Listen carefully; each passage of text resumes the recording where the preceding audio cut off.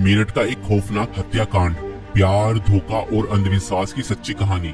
मेरठ उत्तर प्रदेश में 2025 में हुआ एक ऐसा हत्याकांड जिसने पूरे भारत को हिलाकर रख दिया।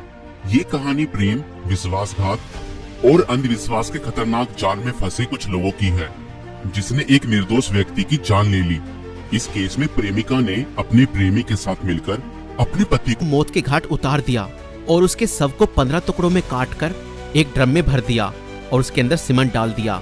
मगर चलिए इस कहानी को शुरुआत से देखते हैं।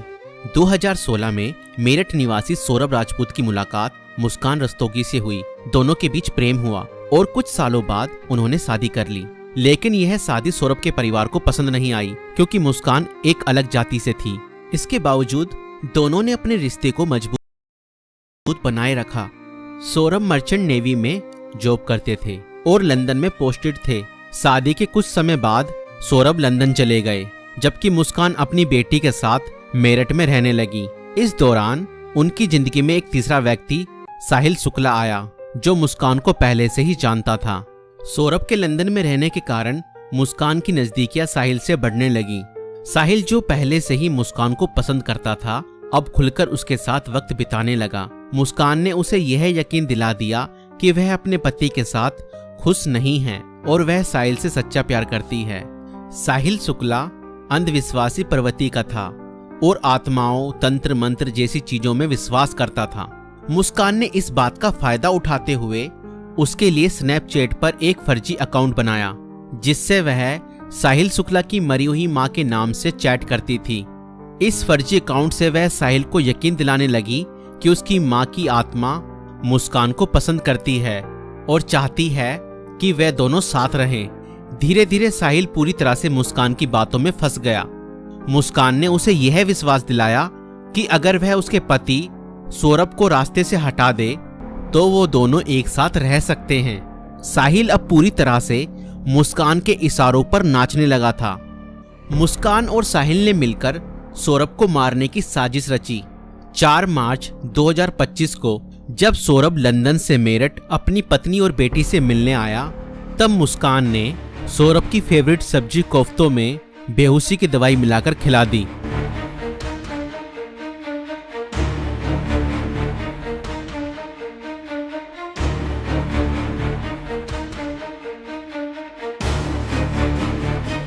और जब सौरभ बेहोशी की हालत में बिस्तर पर पड़ा था, तब मुस्कान ने अपने दोस्त साहिल को बुला लिया और रसोई में जाकर वो बड़ा और धारदार चाकू ले आई, जो मुस्कान और साहिल ने पहले से ही प्लानिंग करके खरीदे हुए थे। और करीब 20 मिनट तक साहिल ने मुस्कान को बताया कि कैसे उसे अपने पति का वध करना है।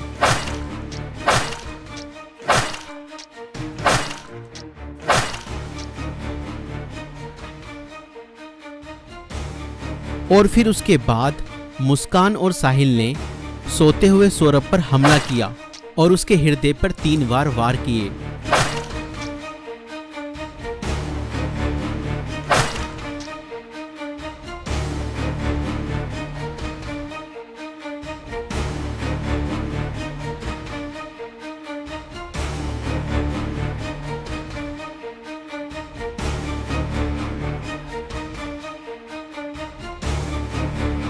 और घर में पड़े कूलर को भी ऑन कर दिया ताकि उसकी आवाज किसी को भी ना सुनाई दे। जब उन्होंने सौरभ को खत्म कर दिया, उसके बाद वह उसकी बॉडी को बाथरूम में ले गए।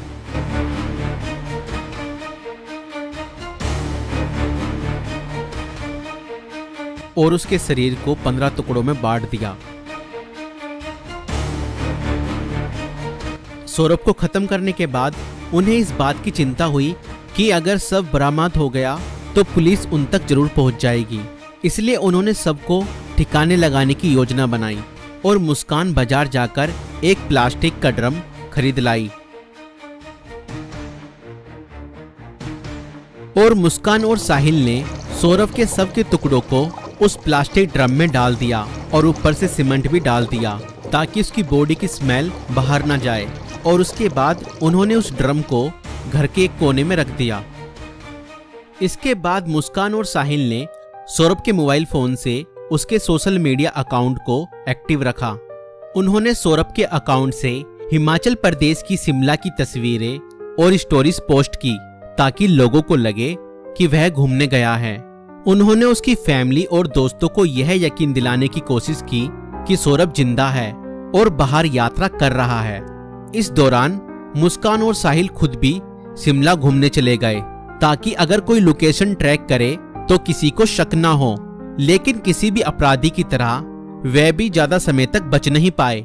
सौरभ के परिवार ने जब उससे संपर्क करने की कोशिश की और कोई जवाब नहीं मिला तो उन्हें शक हुआ। परिवार ने मेरठ पुलिस में गुमशुदा की रिपोर्ट दर्ज कराई।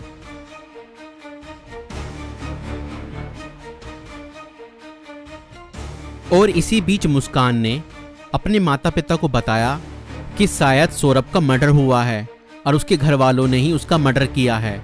मगर मुस्कान के पिता ने कहा, नहीं बेटा, किसी के भी घर वाले कितना ही नाराज हो जाएं तो भी ऐसा कदम अपने बेटे के लिए नहीं उठा सकते।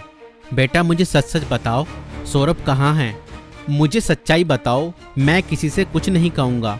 और तब मुस्कान ने अपने पिता को बताया कि उसने और साहिल ने मिलकर सौरभ को खत्म कर दिया है। और इतना सुनते ही मुस्कान के पिता ने पुलिस को सारी खबर बता दी।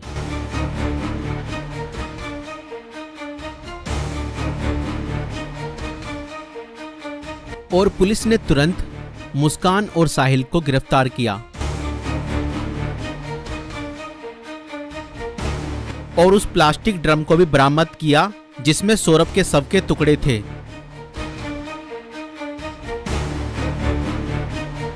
उस प्लास्टिक ड्रम को काटा गया और सौरभ के शरीर के टुकड़ों को बरामद किया गया। इस खौफनाक हत्या मिस्ट्री का अंत पुलिस द्वारा हत्यारों की गिरफ्तारी के साथ हुआ। पुलिस ने मुस्कान और साहिल को गिरफ्तार कर लिया। दोनों पर हत्या, साजिश और शव को छुपाने के गंभीर आरोप लगाए गए। दोस्तों, ये घटना हमें यह सिखाती है कि अंधविश्वास का अंजाम बहुत बुरा और भयानक होता है। साहिल ने अपनी मां की आत्मा के नाम पर बनाए गए एक फर्जी अकाउंट पर भरोसा किया और हत्या जैसा अपराध कर दिया। और गलत संबंध और रिश्तों का अंजाम बहुत बुरा ही होता है। मुस्कान ने अपने फायदे के लिए साहिल को मानसिक रूप से कंट्रोल किया और हत्या तक करवा दी। और कानून से कोई नहीं बच सकता, चाहे अपराध कितना भी चालाकी से किया जाए। पुलिस की जांच और सबूतों के आधार पर अपराधी पकड़े ही जाते हैं।